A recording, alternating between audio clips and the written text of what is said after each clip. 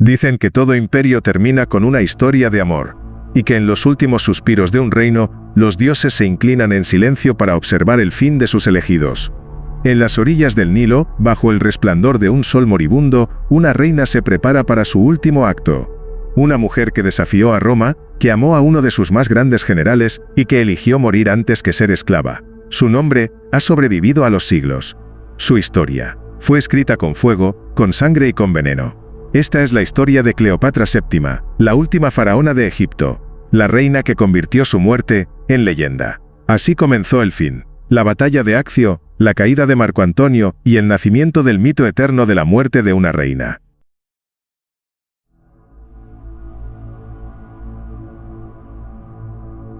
La batalla de Accio y la derrota final. El amanecer del 2 de septiembre del año 31 a.C. tiñó el mar Jónico con un rojo intenso. Las aguas tranquilas del Golfo de Ambracia estaban a punto de convertirse en escenario del destino. Allí, frente a las costas de Grecia, se libraría una batalla que sellaría el fin de una era, la batalla de Accio. Durante años, el mundo había estado dividido entre dos hombres poderosos, Marco Antonio, el brillante general romano que había conquistado Medio Oriente, y Octavio, el joven heredero adoptivo de Julio César, astuto, frío y ambicioso. Y entre ambos, una reina, Cleopatra VII de Egipto, símbolo de la antigua sabiduría del Nilo, la mujer que desafiaba a Roma no con espadas, sino con inteligencia, riqueza y poder. Cleopatra había apostado todo por Antonio, su flota, su oro, su ejército, incluso su reputación ante su pueblo. Porque en esa batalla no solo se jugaba la supremacía de Roma, sino también el futuro de Egipto y de los últimos vestigios de un mundo antiguo que se negaba a morir. El preludio de la tormenta. Los preparativos fueron colosales. Cleopatra y Antonio reunieron alrededor de 500 naves adornadas con oro, velas púrpuras y remos de plata. Cada barco egipcio era una fortaleza flotante, cargada de catapultas y guerreros. Del otro lado, Octavio contaba con una flota más ligera y disciplinada, comandada por su general Agripa, un estratega incomparable. Su objetivo no era igualar el esplendor egipcio, sino desgastarlo. Las tensiones crecieron. Durante meses, ambos bandos se observaron, esperaron, maniobraron, hasta que llegó el día en que el destino se impacientó. El rugido del mar. Las trompetas resonaron, los remos golpearon el agua, y los estandartes ondearon bajo el sol ardiente. La flota de Antonio se desplegó en formación cerrada, mientras Cleopatra observaba desde su buque insignia, una galera dorada que brillaba como el sol del desierto. El enfrentamiento fue brutal. Los barcos chocaban como bestias marinas, el humo de las flechas incendiarias cubría el horizonte, y el grito de los hombres se mezclaba con el rugido de las olas. Durante horas, la batalla pareció equilibrada. Antonio luchaba con furia, pero Agripa maniobraba con precisión quirúrgica. Y entonces, ocurrió lo inesperado. La huida de Cleopatra. Según las crónicas romanas, Cleopatra, viendo que la batalla se tornaba desesperada, ordenó a su flota retirarse hacia Egipto. Quizás fue una decisión estratégica, tal vez un acto de instinto. Pero para los romanos, fue el comienzo del fin. Antonio, al ver el estandarte de la reina alejarse, creyó que todo estaba perdido. Abandonó su posición y partió tras ella, dejando a su ejército sin comandante. Esa decisión, una mezcla de amor y desesperación, selló su destino. La batalla, que había comenzado como una lucha por el poder del mundo, terminó como una tragedia de amor. Octavio, viendo el caos enemigo, ordenó el ataque final. Las naves egipcias fueron incendiadas, los soldados masacrados o capturados. El viento del Mediterráneo soplaba sobre un mar cubierto de cenizas y restos de madera. Roma había vencido, Egipto había caído. El regreso a Alejandría. Cleopatra y Antonio huyeron de Accio con apenas una fracción de su flota. Atravesaron el mar en silencio, perseguidos por los rumores de la derrota. En Alejandría, la reina intentó mantener la calma. Mandó restaurar templos, organizar ceremonias religiosas y mostrar a su pueblo que aún era su diosa viva, la encarnación de Isis. Pero las sombras ya se cernían sobre ellos. Roma celebraba su victoria. Octavio, el nuevo dueño del mundo, preparaba su marcha hacia Egipto.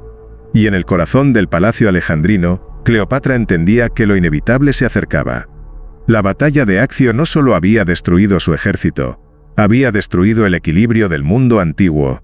Era el fin de los faraones, el fin de una era donde los dioses aún caminaban entre los hombres. El eco de la derrota.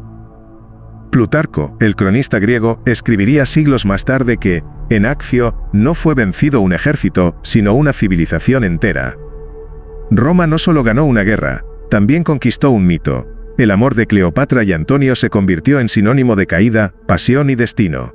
Pero, más allá de las versiones romanas, hay quienes sostienen que Cleopatra nunca huyó por miedo, sino que intentó salvar Egipto del saqueo total, que su retirada fue parte de un plan mayor, proteger lo que quedaba de su reino, y preparar el escenario para su último acto, el más legendario de todos. Porque si en Accio perdió una batalla, en su muerte ganaría la eternidad.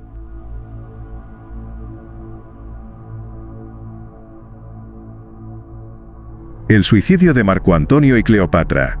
El sol caía sobre Alejandría, y el viento del desierto traía consigo el eco lejano de las trompetas romanas. Las puertas del palacio estaban cerradas, pero todos sabían que el final se acercaba. Egipto, la tierra de los dioses, se preparaba para presenciar la última tragedia de sus reyes.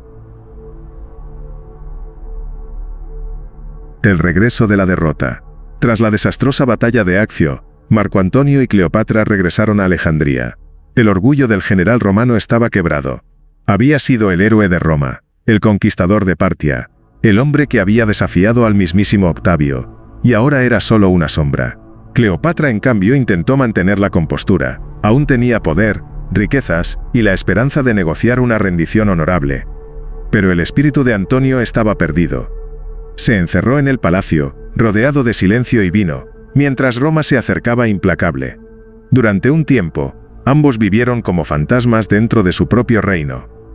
Organizaron banquetes, celebraron falsas victorias, fingieron alegría.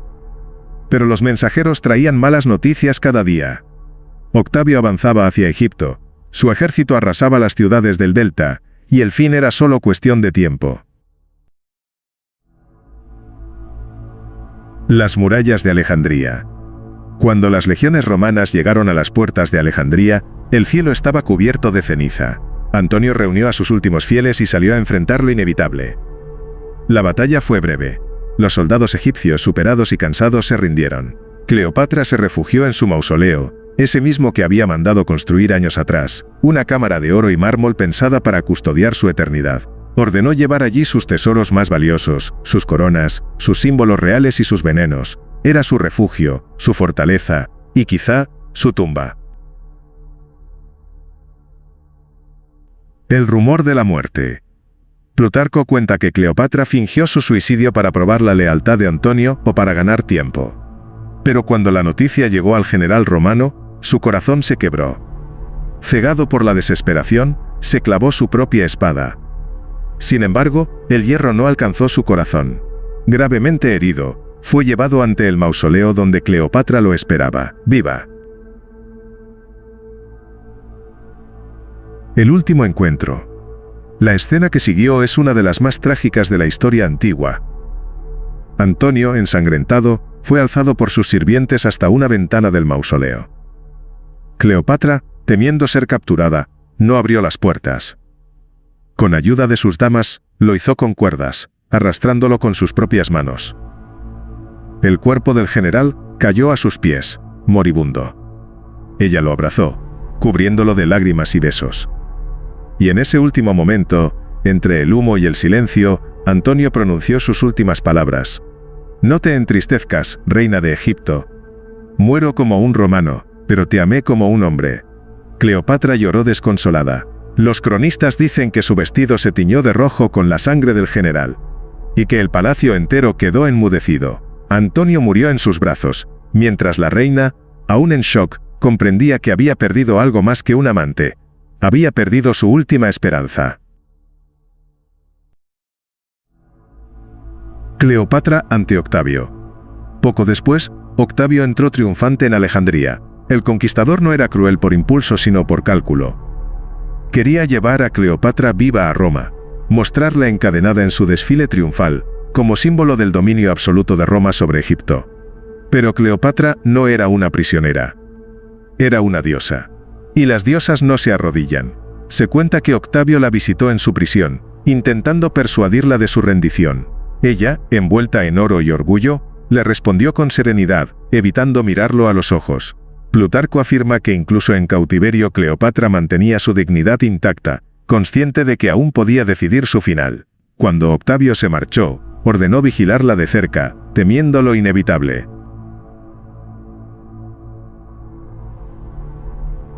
La decisión final. En los días siguientes, la reina se despidió de sus hijos, entregándolos a la protección de Roma. Luego, pidió ser llevada a su mausoleo, con el pretexto de preparar su cuerpo para una supuesta ceremonia. Octavio no lo impidió. Fue allí, entre los muros dorados y los símbolos de Isis, donde Cleopatra tomó su última decisión. Las versiones difieren. Algunos dicen que pidió que le trajeran una cesta llena de higos, dentro de la cual se ocultaba una cobra egipcia, la áspid sagrada. Otros afirman que se aplicó un ungüento venenoso preparado por sus alquimistas reales.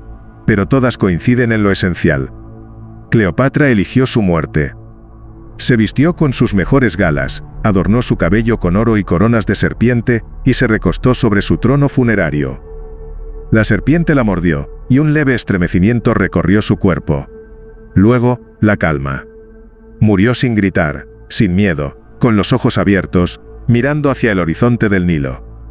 A su lado, dos de sus sirvientas fieles, Iras y Carmión, también perecieron, cumpliendo su juramento de acompañarla más allá del mundo de los hombres. El fin de una era. Cuando Octavio entró al mausoleo, encontró la escena inmortalizada por la historia, Cleopatra reposando con serenidad, envuelta en oro como si durmiera. Una sonrisa leve en su rostro. Y la serpiente sagrada aún a sus pies. Octavio, según dicen, exclamó con admiración: «Así muere una reina». Ordenó que fuera enterrada junto a Marco Antonio para que en la muerte estuvieran unidos como en la tragedia. El símbolo eterno. La muerte de Cleopatra fue más que un suicidio. Fue una declaración, una elección de poder en un mundo que había intentado arrebatarle todo. Al morir por su propia mano, se negó a ser trofeo, se negó a ser sometida, y convirtió su final en leyenda. La cobra, símbolo del Alto Egipto, representaba la divinidad y la protección real. Al dejarse morder por ella, Cleopatra se unió al ciclo eterno de los dioses, transformándose en un mito que ni el hierro de Roma pudo destruir. Su muerte marcó el fin de la dinastía tolemaica, el fin del antiguo Egipto libre, y sin embargo, en cada relato, en cada pintura, en cada susurro del Nilo al caer la noche, su figura sigue viva, eterna, fascinante, una reina que eligió su destino, que desafió imperios y que incluso en la muerte, siguió gobernando su propia historia.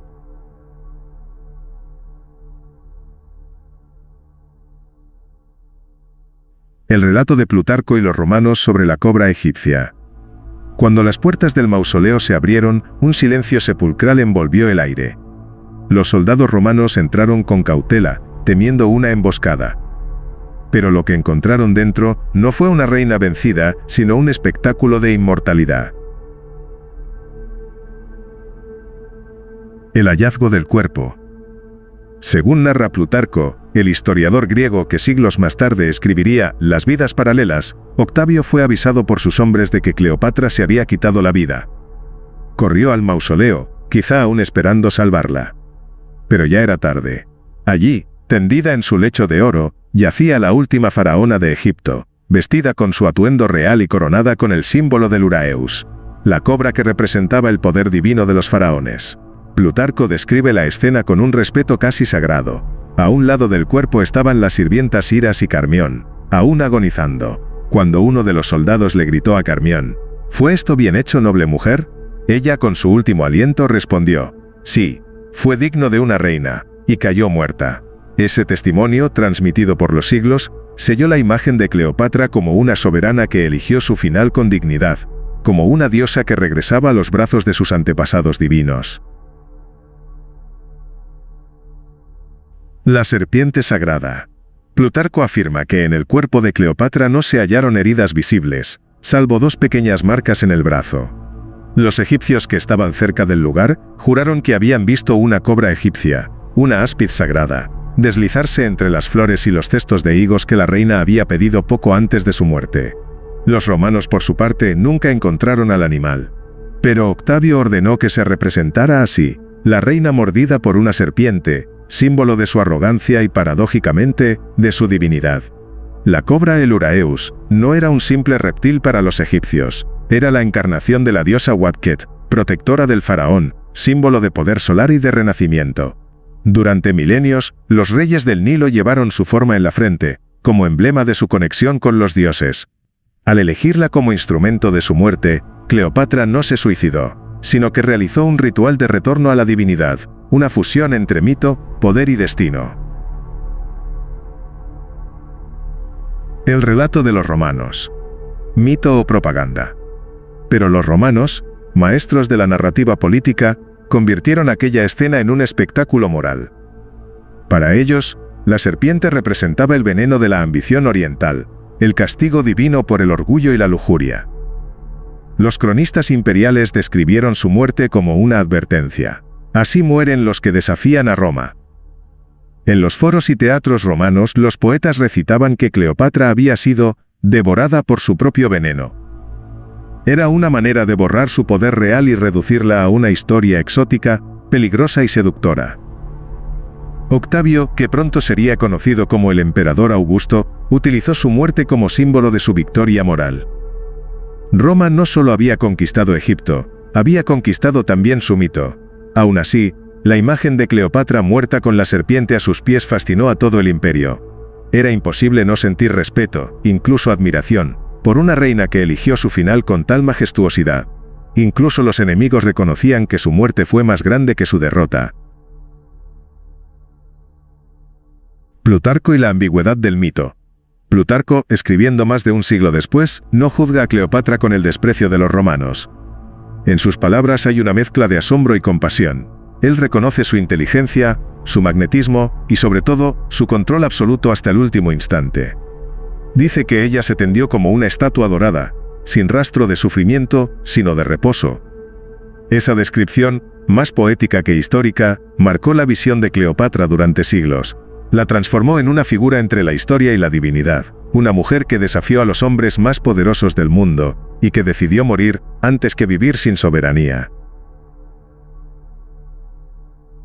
Un símbolo eterno. Para Egipto la cobra no fue símbolo de castigo sino de renacimiento. El veneno de la serpiente, en la cosmovisión egipcia, no era muerte sino transición, el paso hacia el otro mundo. El mismo veneno que destruye también purifica. Y así, Cleopatra no fue víctima de la serpiente, sino su elegida. Con el tiempo, los artistas romanos, griegos y más tarde renacentistas repitieron la escena una y otra vez. Cleopatra reclinada, bella incluso en la muerte, con una serpiente en el brazo o el pecho. Una imagen que unía erotismo, poder y divinidad. Una reina que moría, sí, pero que lo hacía en control de su destino. Entre mito y realidad. Hoy, los historiadores aún debaten si la serpiente existió realmente. Algunos creen que era imposible que una cobra causara una muerte tan rápida y serena. Otros piensan que la historia fue una invención poética, difundida por Octavio para mitificar el suicidio y hacerlo más teatral. Y hay quienes defienden que Cleopatra eligió el veneno químico, no la mordida, pero permitió que la leyenda de la cobra viviera. Porque comprendía que los símbolos sobreviven más que los hechos. Y tenía razón. El eco de una reina inmortal. Más de 2 milenios después, la historia de la serpiente sigue viva. El símbolo del Uraeus, la mirada de Cleopatra y el misterio de su muerte aún nos fascinan.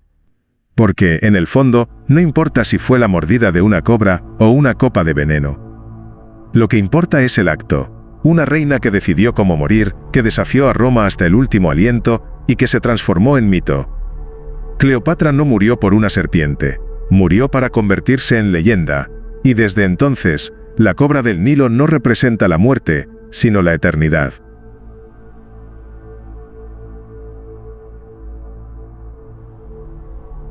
Teorías alternativas, veneno, asesinato o propaganda de Octavio. Durante siglos, la historia de Cleopatra ha estado envuelta en el velo dorado del mito. Pero tras la poesía y la leyenda, se esconde una pregunta que sigue sin respuesta. ¿Murió realmente por una cobra, o fue víctima de una conspiración cuidadosamente orquestada? El enigma de su muerte. La versión más conocida, la de la cobra egipcia, proviene de los cronistas romanos, principalmente Plutarco, Suetonio y Casio Dion. Pero hay un detalle que siempre ha inquietado a los historiadores. Ninguno de ellos presenció los hechos. Todos escribieron sus relatos décadas después, basándose en versiones oficiales, rumores y propaganda de Roma. Y si algo sabía hacer Roma, era crear historias que sirvieran al poder. Primera teoría. El veneno, no la serpiente. Algunos investigadores modernos sostienen que la historia de la cobra fue solo una metáfora. Cleopatra, una mujer instruida en medicina y alquimia, conocía el arte de los venenos. En la corte tolemaica, era común experimentar con ellos, una práctica tanto científica como ritual, para determinar sus efectos y dosis letales. Plutarco menciona que la reina había probado diferentes sustancias en prisioneros condenados a muerte. Buscaba, dicen, una muerte rápida y sin dolor, digna de una reina. Y de todos los venenos conocidos, el más eficaz habría sido una mezcla de opio, cicuta y acónito. Una combinación que provocaba un sueño profundo seguido de un paro respiratorio, sin espasmos ni agonía. De ser así, la historia de la serpiente habría sido una invención simbólica, creada para representar el poder divino del faraón, el Uraeus, y dotar su muerte de una fuerza mítica. Una fusión perfecta entre ciencia, religión y propaganda. Segunda teoría. Asesinato por orden de Octavio. Pero hay quienes van más allá. Algunos historiadores sospechan que Cleopatra no se suicidó, sino que fue asesinada. Octavio, el futuro emperador Augusto, tenía motivos. Necesitaba controlar el relato. Una reina humillada en Roma habría sido un espectáculo peligroso. Carismática, inteligente y aún venerada por su pueblo, podría haber despertado compasión o incluso simpatía entre los romanos. Octavio no podía arriesgarse. Era mejor que muriera, pero de un modo que exaltara su poder.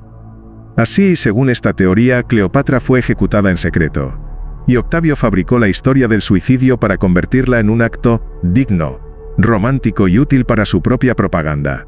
En esta versión, la serpiente fue un invento político, una forma de encubrir un asesinato cuidadosamente disfrazado de tragedia. El relato encajaba a la perfección con el mensaje imperial.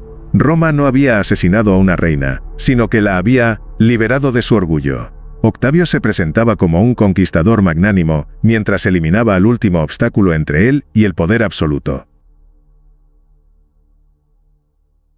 Tercera teoría. La gran manipulación propagandística. La tercera hipótesis no se centra tanto en el modo de la muerte, sino en quién contó la historia y con qué propósito. Los romanos transformaron la muerte de Cleopatra en una obra de teatro moral y política, donde ella representaba la decadencia del Oriente, y Octavio el orden racional de Roma. Las monedas acuñadas tras la conquista mostraban a Egipto como una nación sometida, y las esculturas imperiales representaban a Octavio como el restaurador de la moral y el equilibrio. El suicidio de la reina servía como lección pública. Incluso los poderosos perecen ante la disciplina romana. De esta forma, Cleopatra fue inmortalizada, pero bajo los términos del vencedor. Su inteligencia se volvió manipulación, su poder se transformó en locura, su muerte en un símbolo del triunfo de Roma sobre el caos. Era la versión perfecta para cimentar el mito de Augusto como salvador del mundo civilizado. Evidencias arqueológicas y contradicciones. Los registros históricos presentan múltiples inconsistencias. Por ejemplo, el cuerpo de Cleopatra nunca fue hallado. Octavio ordenó que fuera enterrada junto a Marco Antonio, pero el mausoleo de ambos se perdió con el tiempo, tal vez sepultado bajo las arenas o bajo la actual Alejandría. Sin evidencia física, toda la verdad depende de los textos, y de los textos escritos por sus enemigos. Algunos estudios modernos sostienen que la supuesta picadura de la cobra sería inviable, ya que una serpiente necesitaría ser extremadamente grande para causar la muerte de 3 personas, Cleopatra y sus 2 sirvientas, casi simultáneamente. Además, el transporte del animal dentro de un cesto cerrado sería muy poco probable sin que atacara antes o muriera asfixiada. Por tanto, muchos expertos coinciden. La historia de la serpiente no es un hecho histórico, sino una metáfora cuidadosamente tejida. Cleopatra, la arquitecta de su mito. Sin embargo, hay una teoría más, una que devuelve el poder a la propia reina.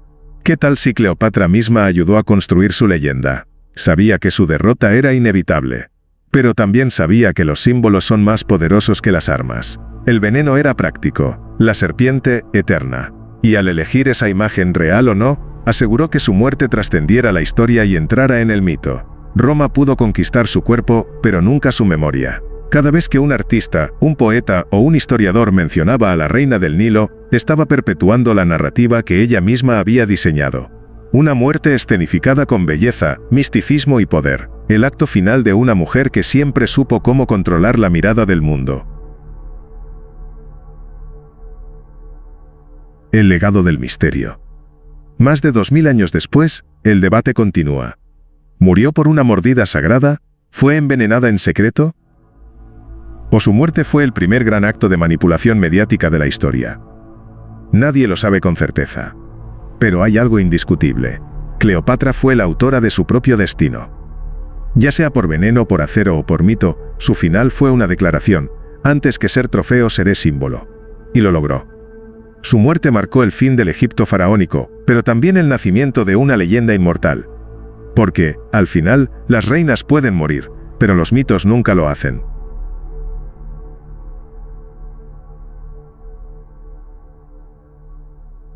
La última faraona. El silencio cubrió las aguas del Nilo, y el rugido del imperio se alzó sobre las ruinas de Alejandría. Egipto, la tierra de los dioses, había caído. Pero en aquel instante final, cuando la arena selló la historia y las columnas del templo se agrietaban bajo el peso del tiempo, una mujer desafió la eternidad. Cleopatra no fue solo una reina. Fue la última voz de una civilización milenaria, la encarnación de un linaje divino que se extinguía con ella. Y al elegir su muerte, arrebató a Roma su victoria más preciada, la humillación de verla sometida.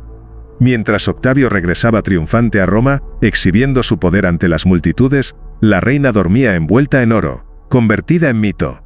Roma ganó la guerra, pero Cleopatra conquistó la memoria. Su muerte fue más que un final, fue una proclamación silenciosa, una rebelión contra el destino, una despedida escrita con la misma elegancia con la que vivió. No dejó ruinas, ni monumentos intactos, ni tumba que podamos visitar, solo un nombre que resuena como un eco en el tiempo. Cleopatra VII, la última faraona.